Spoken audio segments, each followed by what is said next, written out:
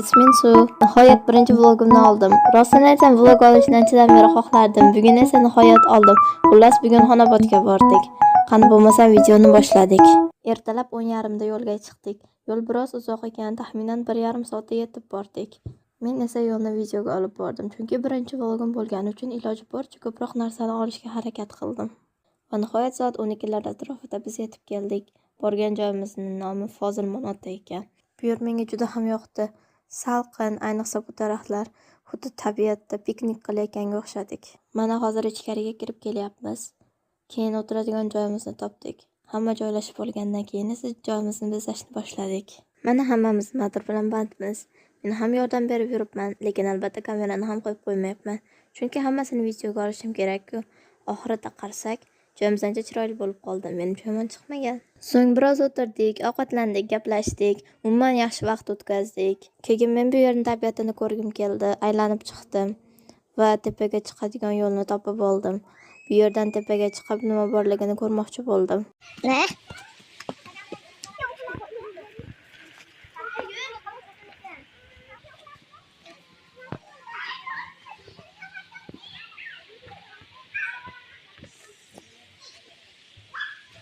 Keyin kattalar chaqirib qolgani uchun pastga qaytib tushishga to'g'ri keldi.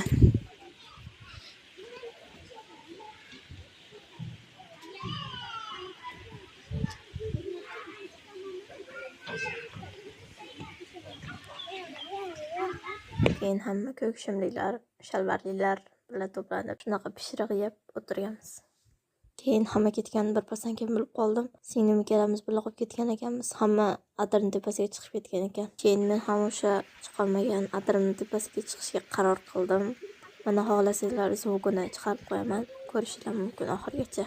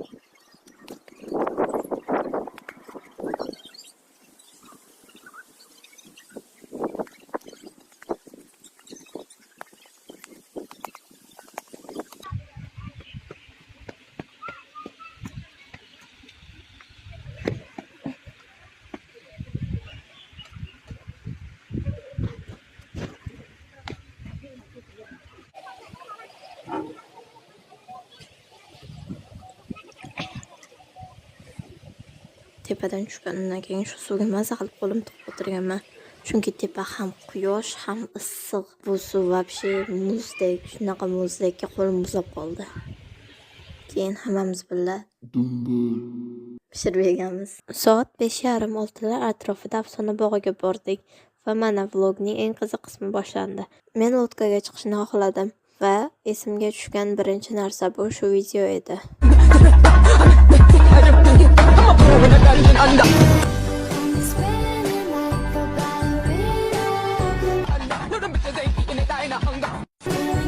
Men albatta bunday narsalardan qo'rqaman. Hech bo'lmasa Han va Felixga o'xshab indamay o'tiraman deb o'ylagandim, lekin buni teskarisi bo'ldi.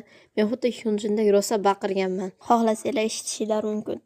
Bu yerda lotka uchishni endi boshlayapti. Eng qiziq joyi endi keladi.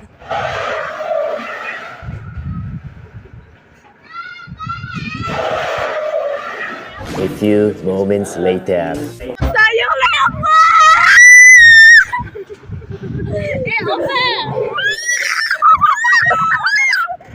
Rostini aytsam, men u yerda rosa qo'rqdim. Ayniqsa tepaga chiqqanda to yig'lab oldim. Men pastga tushgunimizgacha butun vaqt baqirdim. Lekin baribir maza qildim. Keyin mashina mingani chiqdik. Men o'zim mashina minishni juda yaxshi ko'raman. Shuning uchun bu attraksion menga juda yoqadi. Rostini aytsam, bu attraksion juda ham kichkina ekan. Oldingi men chiqqanlarim juda ham maydoni katta edi. Lekin men yana 1-2 marta bunga tushkim keldi. Keyin esa haqiqiy kemaga chiqdik. Men bunaqa kema borligini bilmagan edim. Bu yerda hatto kemalar suzish uchun mo'ljallangan hovuzda baliqlar ham boqilar ekan. Shuning uchun biz chiqqan mahalda baliqlarga ozuqa berilayotgani uchun juda ham badbo'y hid kelayotgan edi u yerdan. Lekin baribir maza qildik, chunki bu meni birinchi marotaba kemaga chiqishim edi. Va kemada taxminan 11 daqiqacha suzdik. Keyin esa muzqaymoq yegimiz keldi. Shuncha narsadan keyin muzqaymoq kerak edi-da. Muzqaymoq yeb o'tirganimizda favorani yoqishdi. Men esa favorani yoniga borib ko'rmoqchi bo'ldim. Aniqrog'i favorani oldiga borib ko'rmoqchi emas, qo'limni tutib, qo'limni ho'l qilmoqchi edim. Va mana natijasi hamma yo'g'im shalabbo bo'ldi. Keyin endi uyga qaytamiz deb turganimizda yana bir syurpriz bo'ldi. Mashinamiz buzilib qoldi. Ha, aynan ketmoqchi bo'lganimizda. Keyin esa mashinamiz tuzaldi. Taxminan yarim soat yoki 1 soat kutdik. Bu payt shunchaki o'tirib kutdik. Men esa kamerani yoqib qo'ydim. Chunki bu ham vlogning bir qismi-da. Keyin esa uyga qaytdik. Uyga 9:30 yetib keldik. Va mana birinchi vlogim ham shunday tugadi. Birinchi vlogim bo'lgani uchun boshda biroz hayajonlandim. Ba'zi joylarda nima deyishni ham bilmay qoldim. Lekin menga juda yoqdi va keyingi vloglarda ham yanada yaxshiroq qilishga harakat qilaman.